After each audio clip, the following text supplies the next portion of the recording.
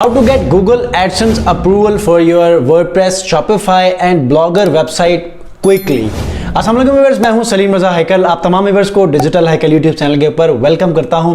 दोस्तों, आज की वीडियो ब्लॉगिंग सीरीज की नेक्स्ट क्लास होने वाली है, जिसमें मैं आपको बताने वाला हूं कि आप अपनी वेबसाइट ब्लॉग के लिए आप गूगल एडसेंस का अप्रूवल कैसे लेते हैं और इस अप्रूवल को लेने के लिए आपको किन मुश्किलात का सामना करना पड़ता है। और अगर आप इन टेक्निकल चीज़ों को आप सीख लेते हैं, आज की इस वीडियो में जो बातें मैं आपसे शेयर करूंगा, अगर आप इन तमाम बातों को आप प्रैक्टिकली इंप्लीमेंट करते हैं अपने ब्लॉग के ऊपर, तो मुझे यकीन है कि आपको विद इन 3 to 4 डेज आपको अप्लाई करने के बाद अप्रूवल हर सूरत में मिल जाएगा विदाउट एनी रिजेक्शन। वीडियो को स्किप मत कीजिएगा। आप में से जो लोग नए हैं इस चैनल के ऊपर, चैनल को जरूर सब्सक्राइब कीजिएगा और इस वीडियो को लाइक जरूर कीजिएगा, क्योंकि ऐसे ही इंफॉर्मेटिव वीडियोस मैं लेकर आया करता हूं। सबसे पहले हम लोग डिस्कस करेंगे कि गूगल एडसेंस के अप्रूवल के रिक्वायरमेंट्स क्या होते हैं। आपकी वेबसाइट किस किस्म की होनी चाहिए, आपकी वेबसाइट में कंटेंट कैसा होना चाहिए, आपने अपनी वेबसाइट का डिजाइन कैसे रखना है कि जिसकी वजह से आपका एडसेंस का अप्रूवल बहुत जल्द ही प्रोसेस कर दिया जाए।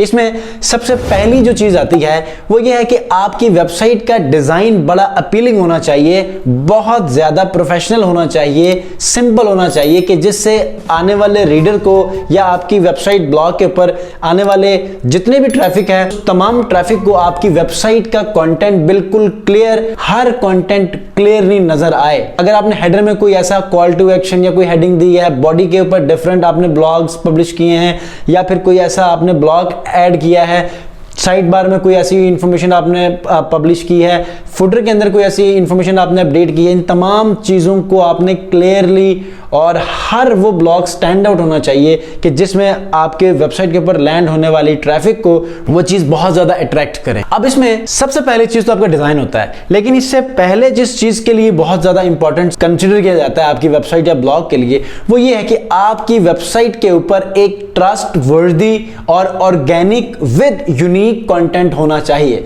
अगर आपका ट्रस्ट वर्दी, यूनिक और मोस्ट इंगेजिंग कंटेंट अगर नहीं होता, तो यकीन मानिए कि आपका वो जो एडसेंस प्रोसेस होने वाला है वो एक तो रिजेक्ट होगा, दूसरी बात ये है कि आप उसके ऊपर कभी भी वो एक्सेप्टेंस नहीं ले पाएंगे, वो अप्रूवल नहीं ले पाएंगे कि जिसको आप क़ब्ल वक्त लेना चाहते थे। उसके लिए बहुत सारे लोग क्वेश्चंस रेज करते हैं, क्योंकि मैं 1.5 साल पहले जब मैंने इस चैनल को शुरू किया था, तो सबसे पहले मैंने ब्लॉगर के ऊपर एडसेंस को कैसे अप्रूव करवाना है, ब्लॉगर वेबसाइट्स कैसे बनानी, इन तमाम चीज़ों के वीडियोस बनाता था।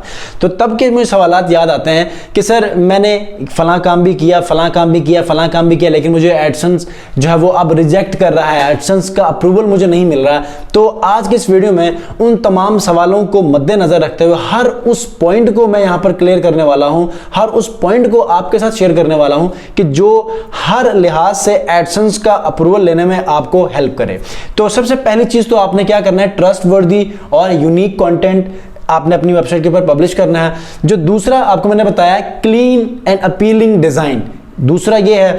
थर्ड जो पॉइंट है वो ये है कि गूगल एडसेंस की जो पॉलिसीज हैं, उन पॉलिसीज के ऊपर आपके ब्लॉग का कंटेंट उतरता हो, उसके कोई खिलाफ वर्जी ना हो, उसके कोई किसी पॉलिसी को वायलेट ना करे कि जिसकी वजह से आपको रिजेक्शन मिले। ठीक हो गया, दिस इज वेरी इंपॉर्टेंट, क्योंकि आपने हो सकता है अपनी तरफ से तो सारी चीजें पब्लिश की होंगी, लेकिन कुछ चीजें एडसेंस के जो पॉलिसीज हैं उनको वायलेट कर रही थी, तो आपको रिजेक्शन मिल गई है।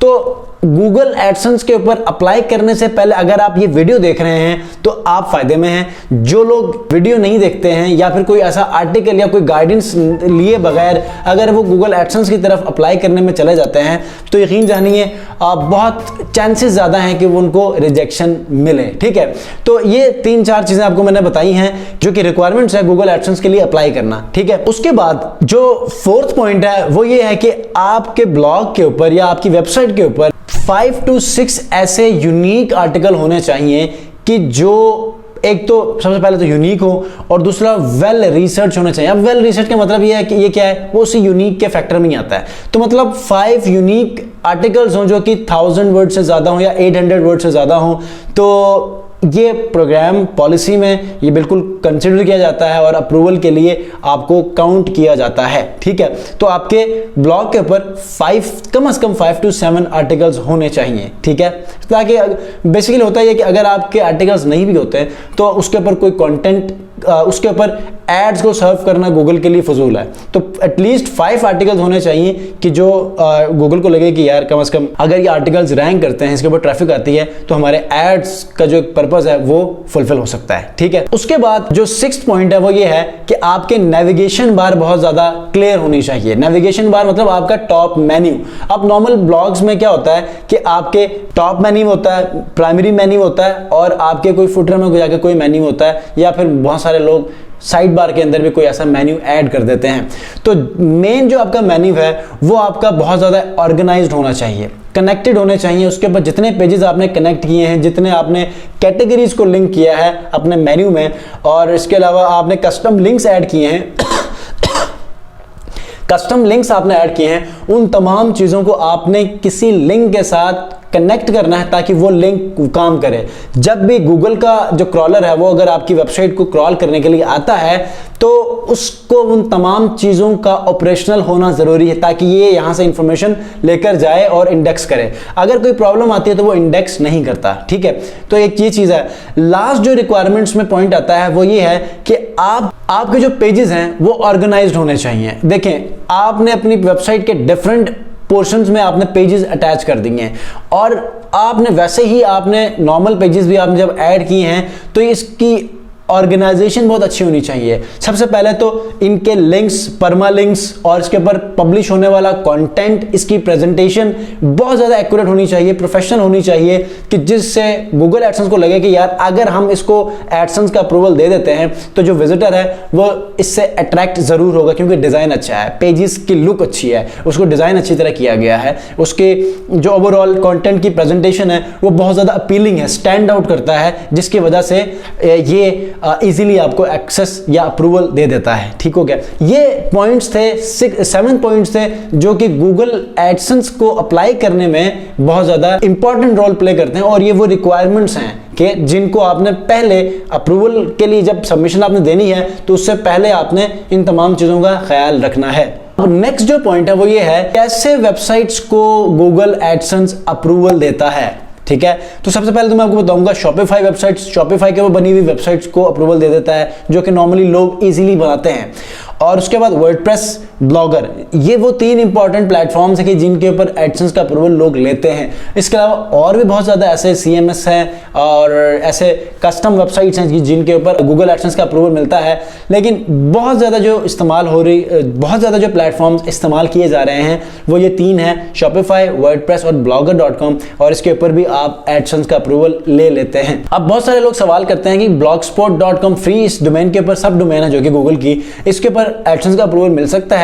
मिल सकता है, बस रिक्वायरमेंट्स आपकी फुलफिल होनी चाहिए जो अभी मैंने 7 पॉइंट्स आपके साथ शेयर किए हैं। ठीक है, ये जब पॉइंट्स क्लियर हो जाते हैं तो आपका कंटेंट अप्रूवल के लिए सबमिट किया जाता है। इसके ऊपर आपका ओरिजिनल कंटेंट होना चाहिए, आपकी वेबसाइट का डिजाइन बहुत ज्यादा जो है वो अपीलिंग होनी चाहिए। उसके बाद एडसेंस की पॉलिसीज आपके जो है वो देखनी चाहिए। अब बात करते हैं कि गूगल एडसेंस के वो कौन सा इंपॉर्टेंट पॉलिसी वायलेशंस है कि जो नॉर्मली वेबसाइट या ब्लॉग ऑनर्स को देखने को मिलते हैं और जिसकी वजह से उनको रिजेक्शन मिलती है। सबसे पहला पॉइंट जिसकी वजह से रिजेक्शन मिलती है वो ये है कि उनका ओरिजिनल कंटेंट नहीं होता। अगर आपने एक टॉपिक के ऊपर आर्टिकल लिखा है, अगर किसी और वेबसाइट ने भी उसके ऊपर आर्टिकल लिखा है, दैट मीन्स कि अब उसका आपके उस कंटेंट का कोई फायदा नहीं है। स्पेशली आजकल के दौर में जब AI टूल्स आ चुके हैं तो क्या करता है, AI टूल्स को जब आप कोई एक क्यूरी देते हैं कि फलां चीज के ऊपर मुझे आर्टिकल चाहिए, तो जब वो आर्टिकल क्राफ्ट करता है तो वो गूगल के ऊपर बाकी सबमिट किए गए आर्टिकल्स को ही एनालाइज करता है, उनमें से लफ्जों को निकालकर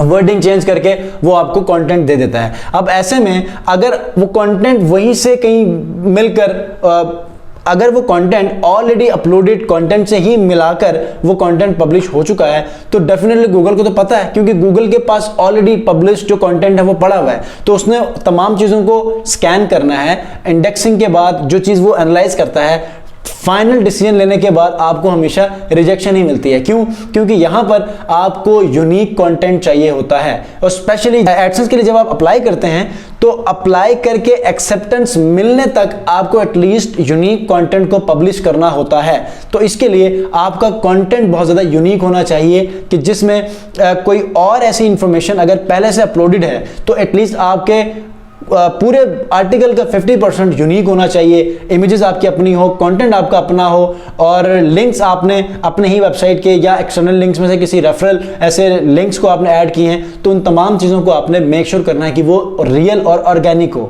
ठीक है। दूसरा रिजेक्शन मिलता है, जो दूसरे रीज़न है जिसकी वजह से रिजेक्शन मिलती है वो ये है कि लोग क्या करते हैं, अब्यूजिव या कंटेंट ऐसा पब्लिश करते हैं जो कि नॉर्मल गूगल के लिए वो एक्सेप्टेबल नहीं होता, ठीक है। तो इसके लिए आपका कंटेंट जो है अब्यूजिव नहीं होना चाहिए, ठीक है। आपका कंटेंट इंफॉर्मेशनल होना चाहिए, कमर्शियल होना चाहिए, अब्यूजिव ना हो कि जो हमेशा लोगों को किसी और पॉइंट की तरफ ट्रिगर करे, ठीक है। तो दूसरा पॉइंट ये है कि जिसकी वजह से रिजेक्शन मिलती है और ये लोगों को नहीं पता होता। तीसरा पॉइंट क्या है कि लोग आर्टिकल्स में मिसलीड करते हैं या वायलेट करते हैं डिफरेंट ऐसे पॉलिसीज को कि जिसकी वजह से उनको रिजेक्शन मिलती है। समटाइम ये होता है कि वो फीचर्ड इमेज है उसको किसी और क्लिकबेट इमेज बनाकर वो क्या करते हैं, आर्टिकल की तरफ लोगों को अट्रैक्ट करते हैं, देखते हैं कंटेंट कुछ और होता है। या फिर कोई ऐसा पॉइंट कि जिसमें सब्जेक्ट जिसको सबसे पहले अट्रैक्ट करने के लिए लिखा गया है वो एक्चुअल कंटेंट के अंदर देखने को नहीं मिलता या उसके बारे में कोई खासा कंटेंट नहीं मिलता, इंफॉर्मेशन नहीं मिलती,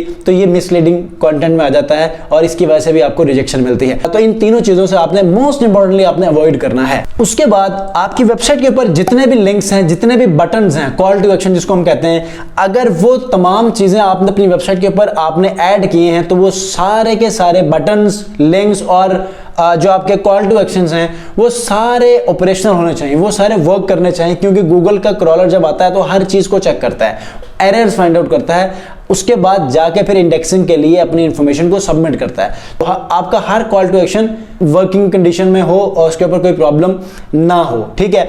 उसके बाद जो मोस्ट इंपॉर्टेंट चीज है जो कि लोग मिस करते हैं वो ये है कि आपके कुछ ऐसे इंपॉर्टेंट पेजेस आपके वेबसाइट के ऊपर पब्लिश होने चाहिए कि जिनका होना आपके गूगल एडसेंस अप्रूवल के लिए बहुत ज्यादा इंपॉर्टेंट है। वो क्या है, होम पेज, आपका कॉन्टेक्ट अस का पेज, अबाउट अस का page, disclaimer, terms and condition, site map, और इसके साथ जो साइट मैप की सबमिशन है गूगल वेब मास्टर में वो आपका जरूरी है। अब गूगल वेब मास्टर टूल चूंकि अब गूगल सर्च कंसोल बन चुका है तो वहां पर जाके आप अपने साइट मैप को सबमिट कर सकते हैं और साइट्स में जाके अपना साइट जिसके प्रॉपर्टी कहते हैं, अपनी प्रॉपर्टी को एज ए साइट वहां पर आप ऐड कर सकते हैं ताकि गूगल के अंदर उसकी सबमिशन शुरू हो जाए, गूगल में सर्चिंग उसके जो है स्टार्ट हो सके, ठीक है। इसके बाद फिर जाके आप अपनी तमाम गूगल एडसेंस के लिए वर्किंग करते हैं। उसके बाद जो इंपॉर्टेंट फैक्टर है वो ये है कि वेबसाइट का रिस्पॉन्सिव जरूर होनी चाहिए। रिस्पॉन्सिव का मतलब क्या होता है, डिफरेंट स्क्रीन्स के ऊपर वो चीज ओपन होती हो, शो होती हो, जिसमें